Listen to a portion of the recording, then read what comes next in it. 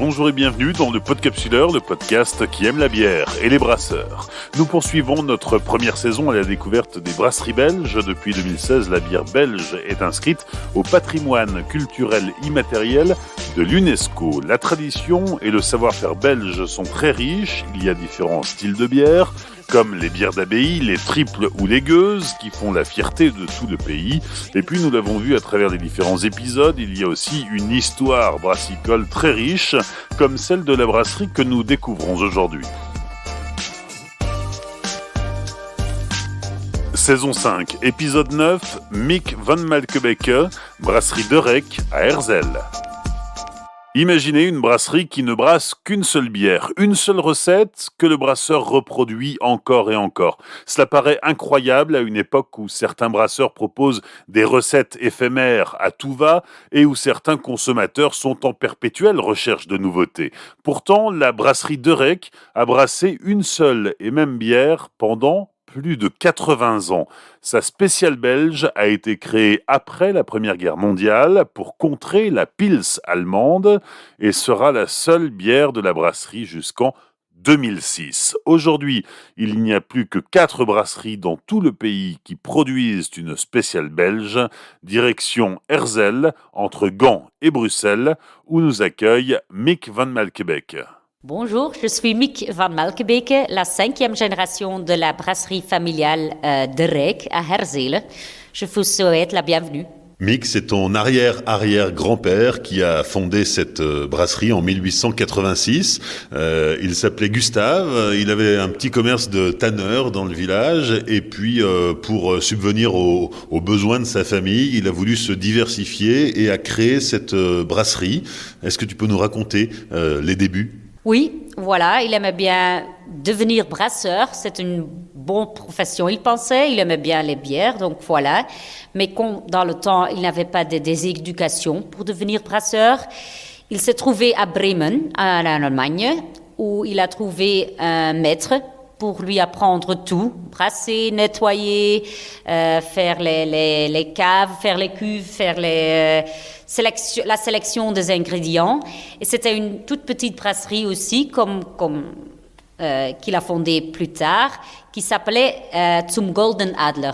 Donc, à un certain moment, elle est retournée à Herzl et pour faire honneur à son maître en Allemagne, il a choisi le nom pour sa propre brasserie qui réfère à cette brasserie en Allemagne. Donc, le nom original de notre brasserie, c'est Brasserie de l'Aigle d'Or. Il revient d'Allemagne, rentre en Belgique, s'installe à Herzl, cherche un terrain où installer sa brasserie. C'est dans cette ferme où on se trouve actuellement que l'histoire commence. Oui, tout à fait. En fait, il a acheté un petit ferme pour 5 000 francs belges dans le temps. Donc, je m'en doute pas qu'à ce moment, c'était une fortune. Il a commencé sa brasserie à Herzl et tout rapidement, il a trouvé des marchés pour vendre ses bières, une blonde et une brune, dans la région du Dendre, d'Alost, et même il faisait le transport avec le train, donc pour lui déjà un petit peu d'export, direction Charleroi, où il y a beaucoup de mineurs qui après un jour long, avaient bien soif et qui aimaient bien ces bières-là. Gustave ensuite transmet sa brasserie à ses enfants, son fils Clément et ses 2 sœurs, et arrive la période des guerres. Une période pas facile, je m'en doute pas. Donc Clément, Valérie et Julia tenaient bien leur courage et continuaient la brasserie. Après la Première Guerre mondiale, ils ont décidé de changer le nom. Ils ont réouvert la brasserie de Rek, qui est leur nom de famille en fait, et ils ont lancé notre bière qui est certainement dans la région la plus connue, notre spéciale de Rek, une spéciale belge. Pendant les guerres, la brasserie va fermer à 2 reprises. Oui, elle a dû reprendre, mais l'histoire nous raconte que même si la brasserie était fermée, les bières n'ont jamais manqué en fait. Donc dans une brasserie dans la ville qui restait ouverte, ils ont continué à brasser. Oui, parce que dans le village, à l'époque, il y avait 8 brasseries et une seule était autorisée à continuer de tourner. Oui, tout à fait. Les visiteurs à l'époque-là aimaient bien les bières belges aussi. Donc voilà, ils ont choisi une brasserie qui avait l'autorisation de rester ouvert. Et dans des périodes difficiles, en fait, les brasseurs supportent l'un à l'autre. Et effectivement, c'est à cette période-là, pendant la période des guerres, qu'elle va changer de nom pour devenir la brasserie de Rec, tout simplement parce que l'Aigle d'Or, c'était peut-être trop connoté, c'était un insigne pour ceux que tu appelles les visiteurs. Voilà, c'est ça. Donc, avec le changement de nom et l'introduction de la spéciale, on a recommencé la brasserie, mais malheureusement, là venait la Deuxième Guerre mondiale, où la brasserie n'était pas fermée. Ils ont commencé avec beaucoup de courage et ça a pris beaucoup d'énergie, beaucoup de temps, que personne des 3 membres de deuxième génération s'est marié. Donc pour la brasserie, ça pouvait être un grand problème. Mais heureusement, ce n'était pas le cas. Comme il avait des neveux, Paul et Gustave, les fils de leurs frères qui ne travaillaient pas à la brasserie, qui ont rejoint la brasserie et qui ont continué la brasserie comme la 3e génération. On va revenir sur la spéciale de Rec, lancée après la Première Guerre mondiale.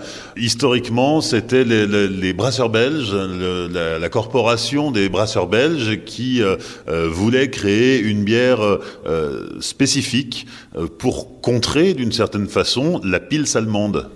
Oui.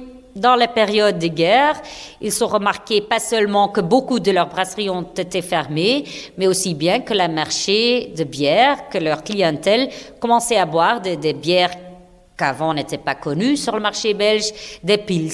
Les pils, qui étaient un style typique pour l'Allemagne, pour le Tchéquie. Donc, on s'est rendu compte que voilà, si on aimait bien reprendre notre marché, il nous faut une bière qui est assez accessible en taux d'alcool, assez buvable, comme un pils. Mais comme les brasseurs belges étaient tellement fiers de leur tradition, de leur know-how, en fait, qu'ils aimaient bien faire un style que même si toutes les brasseries de Belgique faisaient sa propre bière, que chaque brasserie pouvait faire sa propre identité ou sa propre style dans ce bière. C'est en fait pour cette raison qu'ils ont choisi le nom spécial belge. Qu'est-ce qu'elle a de spécial, la spéciale belge ? Pour commencer, c'est le jeu des ingrédients qui est unique. On n'utilise pas seulement le malt de Pils, on utilise aussi les malts plus spéciales, plus brûlés, plus torréfiés, qui donnent en fait la couleur tellement typique. Donc, tous les bières spéciales belges ont une couleur ambrée, ont bien le goût de malt, mais un goût de malt qui est plus prononcé et plus différente que seulement celle de malt de Pils, qui sont plus pâles. Et ce qui est unique aussi, que certainement dans cette période-là, on a fait le choix pour utiliser 3 variétés doublons. Dans cette période, et même encore, pour nous, c'est notre ingrédient la plus cher. Donc, ils aimaient bien faire un point là pour dire, voilà, on n'est pas du tout battu là, on va créer quelque chose de spécialité qui est tellement bon que tous les Belges ou tous les consommateurs belges vont rejoindre les bières belges. À l'époque, toutes les brasseries belges avaient leur bière spéciale, ou presque. Aujourd'hui, c'est devenu rare. Il n'y a plus que 4 brasseries en Belgique qui produisent une bière spéciale. Qui produisent une bière spéciale belge. Oui, c'est malheureusement, il n'en reste 4. 2 plus petits, entre notre spécial de Rec, et les 2 les plus connus, que peut-être les gens connaissent aussi, c'est le Palm, c'est le de Koning d'Anvers. Donc, s'ils connaissent celui-là, ils savent bien que la Palme, c'est tout à fait différente que la bière de Koning, aussi bien que la spéciale est tellement unique qu'elle n'est pas la même chose que Koning. Mais en fait, ce qu'ils ont en général, c'est leur couleur et leur jeu d'ingrédients. Et qu'ils sont haute fermentation. C'est une grande différence avec les Pils. Alors on reprend le fil de l'histoire familiale. La brasserie a été fondée par Gustave. Son fils Clément et ses 2 sœurs reprennent la brasserie au début du XXe siècle. Ensuite, Clément transmet la brasserie à ses neveux puisqu'il n'a pas d'enfants. Et ta maman, qui arrive dans la brasserie à son tour, est la fille de Paul, l'un des neveux de Clément. Est-ce qu'on suit ? Oui, c'est correct. Et en fait, c'était pas tellement évident. En fait, comme il y a plus de 40 ans que le style brasseur, c'était pas vraiment une profession que mon grand-père avait rêvé pour sa fille innocent. Il pensait, il n'y a pas seulement brasser la bière, mais certainement le brasseur qui va au café aussi. Et tout ce qui est là, il pensait que c'était pas idéal pour une jeune fille, quoi. Donc, pour très longtemps, il pensait que voilà, ça durera mon temps et ça reste à la 3e génération. Heureusement pour nous, si tu dis aux enfants, tu ne peux pas faire quelque chose, ma maman était bien convaincue qu'elle pouvait le faire et comme ça, voilà, elle a été à Gand et elle est devenue en fait la première brasseuse féminin licenciée en Belgique. Donc pour nous, c'est bien quelque chose qu'on a bien faire. Pour elle, c'est une évidence. Elle dit toujours, voilà, maintenant il a un grand sujet, les femmes et les bières. Elle fait déjà tellement longtemps qu'elle n'aime pas qu'on porte trop d'importance, mais je pense que c'est bien quelque chose qu'on peut dire, quoi, comme c'est pas une évidence et c'est bien unique. Certainement que c'est déjà la 2e génération qui portait femme à la brasserie Drake. Et voilà, avec la 5e génération, il a une 3e. La 5e génération, c'est toi et ton frère Bram qui aujourd'hui travaillaient tous les deux à la brasserie et vous êtes les 2 seuls enfants d'Anne, donc il n'y a pas d'autres frères et sœurs qui seraient partis faire autre chose. Non, tout à fait, voilà. Et pour tellement longtemps, on s'est dit, voilà, jamais de notre vie, c'est trop dur, il y a beaucoup de travail, beaucoup d'épreuves, beaucoup de choses qui changent, ça demande vraiment beaucoup d'énergie, on l'a vu avec notre maman. Mais à certains moments, voilà, on se réalise, déjà 4 générations, plus de 100 ans, est-ce qu'on va être la première génération qui dit, voilà, ça ne nous intéresse pas?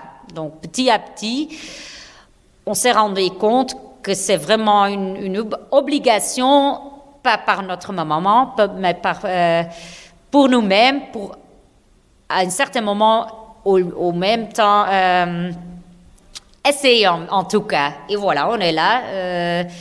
135 ans plus tard et avec une 5e génération qui est fière de continuer l'histoire et la tradition. Oui, la brasserie fête cette année ses 135 ans. Ce qu'on n'a pas dit, mais qui est important à souligner, c'est que pendant presque un siècle, c'est-à-dire à la sortie de la Première Guerre mondiale jusqu'en 2006, la brasserie de Rec n'a produit pratiquement qu'une seule bière, sa spéciale, avec une petite aparté à l'occasion des fêtes de fin d'année, avec une bière un peu plus forte. Mais sinon, la référence unique de la brasserie, c'était la spéciale belge de Rec. C'est ça, donc c'est vraiment notre bière de base qui est encore la base de toutes nos autres bières. En 2006, on a sauté, on a pris le risque d'investir dans une ligne d'embouteillage et de commencer une gamme de bières plutôt plus forte en taux d'alcool. On a introduit des blondes qu'on n'avait pas encore. Donc pour nous, c'était vraiment une opportunité, mais en même temps un risque pour voir, voilà, on va investir tellement et espérons que les gens aiment bien les spécialités qu'on lance sur le marché. Non seulement il n'y avait qu'une référence de bière, mais en plus, il n'y avait pas de ligne d'embouteillage et toutes les bières sortaient de la brasserie en fût. Oui, seulement en fût.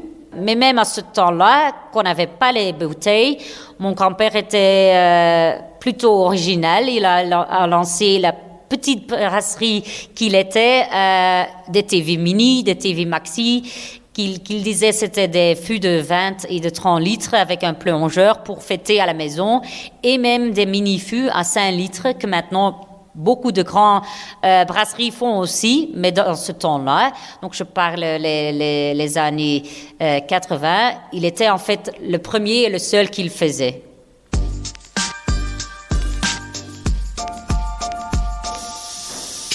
Mick, on se retrouve dans la salle de brassage, oui, avec cette vieille cuve qui date d'après-guerre, mais qui a dû être réinstallée, puisqu'évidemment, les Allemands confisquaient tout ce qui était en cuivre, et les cuves de la brasserie de Rec n'ont pas échappé à la règle.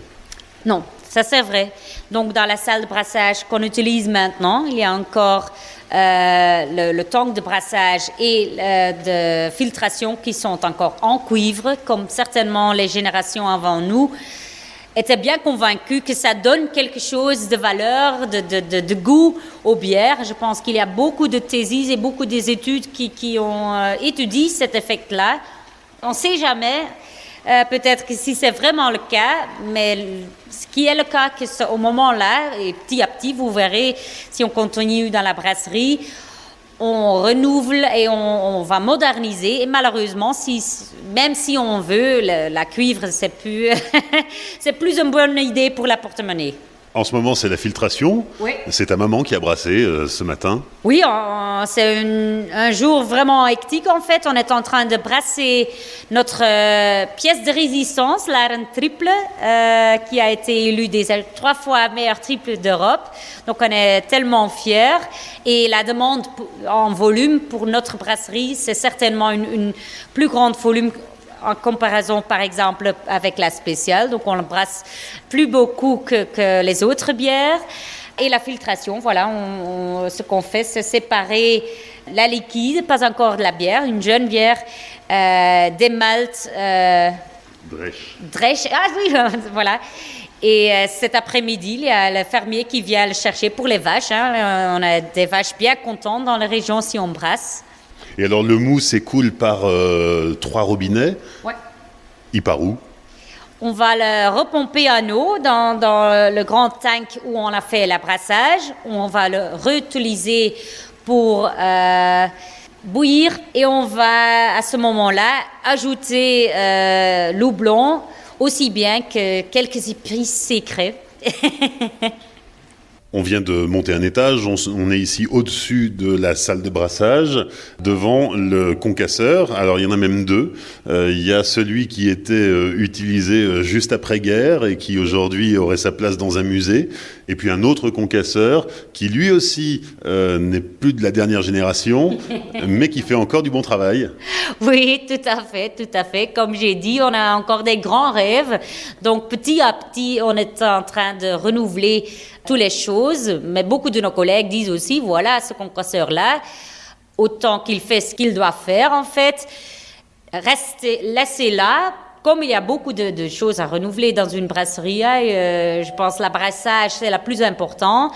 Comme j'ai dit déjà, la cuivre est devenue vraiment, vraiment chère. Donc, petit à petit, malheureusement, pour la tradition, mais la cuivre va disparaître, elle va être petit à petit remplacée d'inox. Et le concasseur, je pense bien que ça sera le dernier à s'en aller, comme il fait encore ce qu'il doit faire.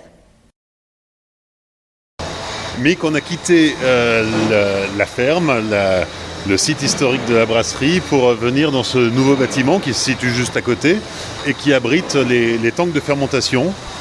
Tout à fait. Comme on a bougé de une bière, la spéciale belge, jusqu'à 9 bières, il nous faisait, où on avait bien besoin de nouvelles refermentations, tanks de refermentation. Comme c'est vraiment le point où on avait des grandes différences avec la spéciale, qui est une bière basse en taux d'alcool, donc qui reste 2 semaines, au lieu que la triple qui doit rester pendant des mois. Donc pour nous, c'était important d'investir dans des tanks, dans des nouveaux bâtiments.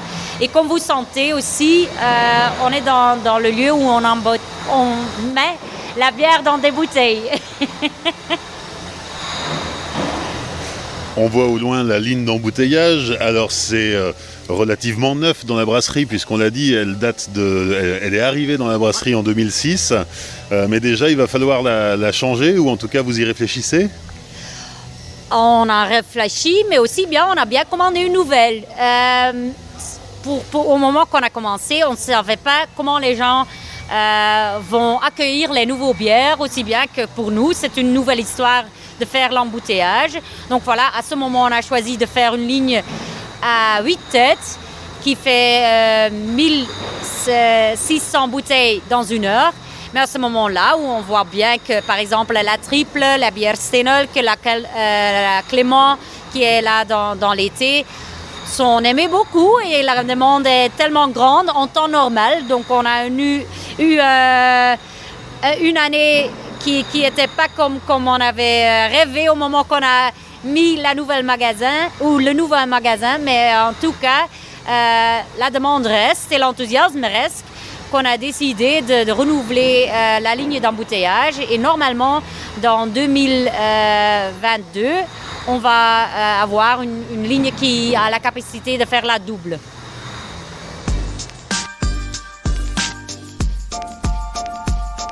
Les 5 dernières minutes avec la dégustation. Mick, on attaque avec la spéciale belge de Rec. Oui, voilà, comme c'est notre bière depuis longtemps et en taux d'alcool aussi, c'est un bon début. Surtout comme elle a une bonne balance entre les maltes, les houblons.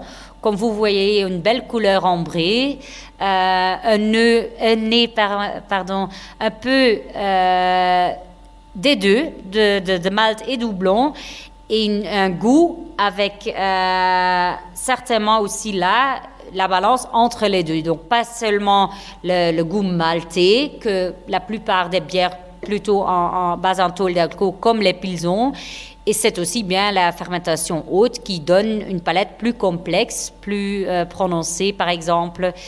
Et ça, c'est un art de créer des bières en taux d'alcool plus basses, mais qui sont plein de goût. Une belle mousse, je dirais. La couleur, comme je disais, vient des maltes, plus spécialité, plus foncé en couleur. Et c'est ça qui donne la couleur petit peu des caves, de cuivre, et qui est tellement typique pour la spéciale belge, en fait. Pour oser utiliser ce nom-là, il faut la couleur ambrée. Et cette bière ambrée n'a pas seulement la couleur à cause des maltes, mais aussi le goût typique qu'on reconnaisse des maltes plus foncés. Un beau support aussi du gaz, du CO2, pardon. Et ce qui est vraiment agréable à cette bière-là, je trouve que c'est aussi pour faire le food pairing avec beaucoup de plats. Elle est vraiment accessible, comme elle a une palette qui est pas trop prononcée, mais belle en balance, avec beaucoup de possibilités. Deuxième dégustation, après la bière phare de la brasserie de Rec, la spéciale belge, on enchaîne avec la Clément, qui est une bière assez récente, une nouveauté, en hommage à Clément, le fils de Gustave, donc le fondateur de la brasserie. Clément qui a reconstruit et redémarré l'activité de la brasserie après les deux guerres. Oui, juste ça. En 2019, en fait, on a fêté finalement qu'on a eu la permission du ville ou du village de rester ici sur notre site, ce qu'on aimerait bien faire, bien sûr, mais c'était pas tellement facile. Donc on a reconstruit un grand dépôt où on a mis les tanks de refermentation, où on a déménagé la ligne d'embouteillage, comme vous avez entendu, qu'on va même encore renouveler et réinnover. Et voilà, à ce moment-là, on était tellement en euphorie qu'on pensait, voilà, un brasseur, ça doit se fêter avec une nouvelle bière. Et comme c'est une histoire un petit peu comme Clément a dû faire dans des autres circonstances, mais il a dû se réinventer et se relocaliser un petit peu. Voilà, on s'est dit, on va faire ce qu'on Clément a fait et on va, en son honneur, lancer une bière avec son nom. Et c'est devenu une bière où on a remarqué que le marché en avait besoin et une spécialité qu'on n'avait pas encore dans notre range. Donc, on a choisi de faire une bière assez buvable qu'un pils ou même que notre bière spéciale belge, la de Rec, mais qui est blonde et avec une amertume plus prononcée, plus houblonnée. Donc vraiment pour soir d'été où on vient du jardin, où on quitte son vélo, on a bien soif. Voilà, il y a Clément qui est vraiment un fraîcheur doublon qui est tellement agréable, un grand mousse et un nez qui fait rêver en fait d'une soirée vraiment longue avec beaucoup de soleil et même dans les heures plus tard, beaucoup d'étoiles. Santé. On voit à la couleur que c'est une bière qui est beaucoup plus claire, très limpide, et forcément, ça inspire une bière plutôt désaltérante. Voilà, tout à fait, c'était le mot que je cherchais. Et c'était vraiment le but. Bien sûr que toutes nos bières sont bien désaltérantes, mais certainement avec son taux d'alcool, elle veut plutôt plus l'invitation d'en avoir 2, 3, 4, dépendant combien de temps vous pensez d'avoir une bonne soirée. Et surtout, elle a l'avantage d'une bière de spécialité, même si elle est assez basse en taux d'alcool, a une palette de goût plus prononcée, plus complexe, de nouveau, qui donne beaucoup de possibilités avec un plateau de tapas ou n'importe pour fêter avec des amis, quoi. En bouche, certainement l'houblon. On a choisi un houblon vraiment fraîche, une houblon américaine. Aussi bien la mousse est plus prononcée qu'avec la spéciale qui a une saturation plus basse, typique pour le style. Ici, on a choisi de supporter en fait la fraîcheur de l'houblon avec une saturation plus forte, de nouveau pour être vraiment désaltérante.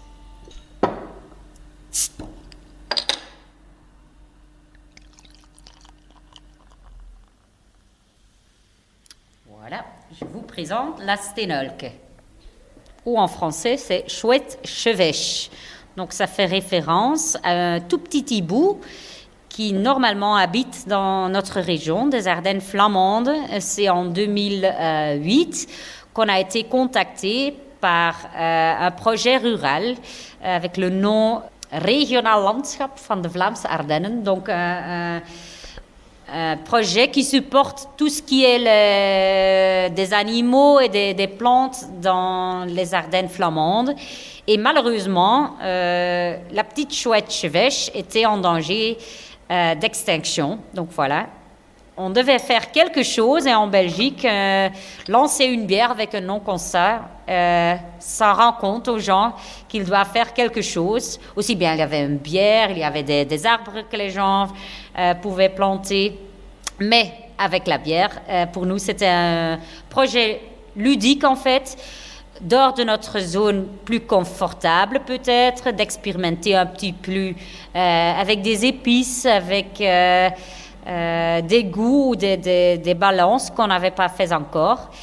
Et donc voilà ce qui est typique pour la petite chouette ou la bière Steenelke.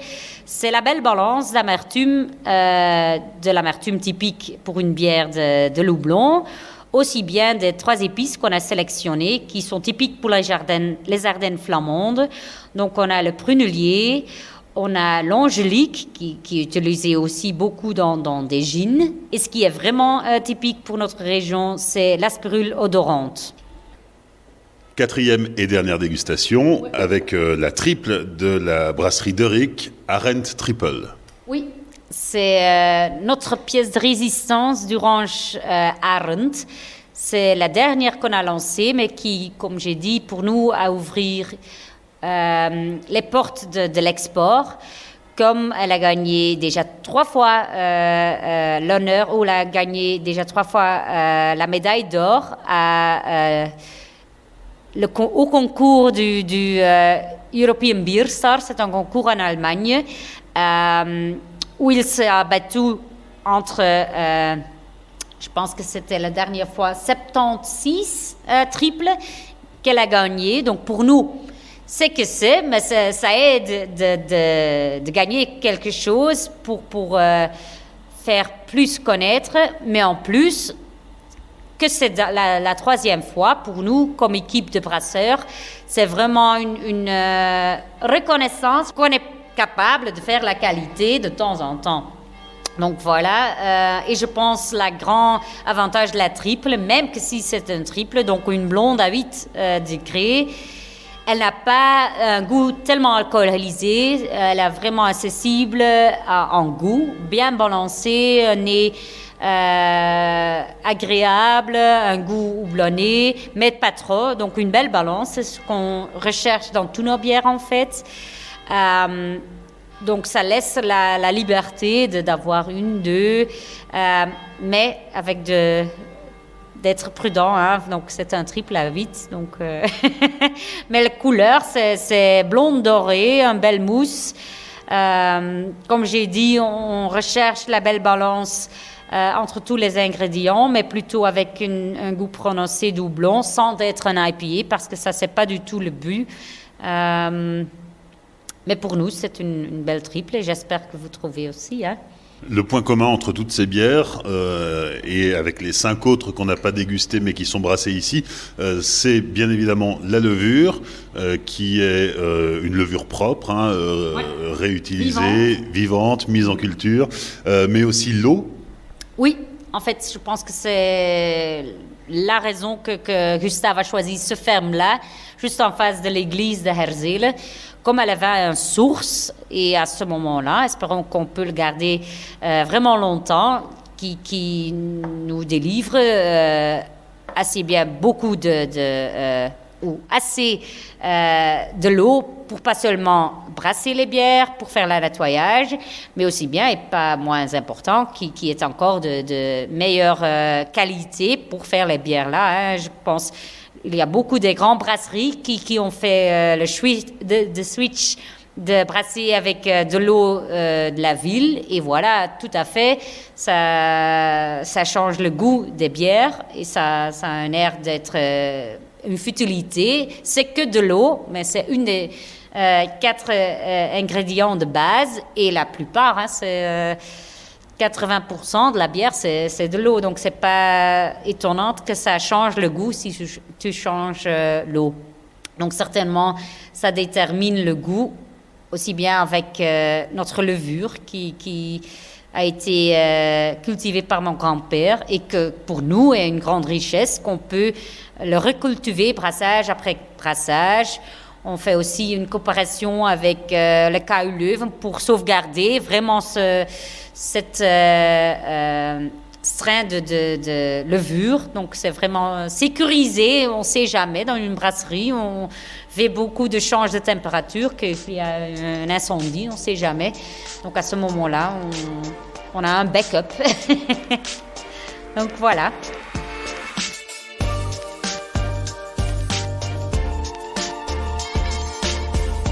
Merci à Mick Van Malkebeke pour son accueil lors de l'enregistrement de cet épisode sur les réseaux sociaux du Podcapsuleur, Facebook, Twitter et Instagram.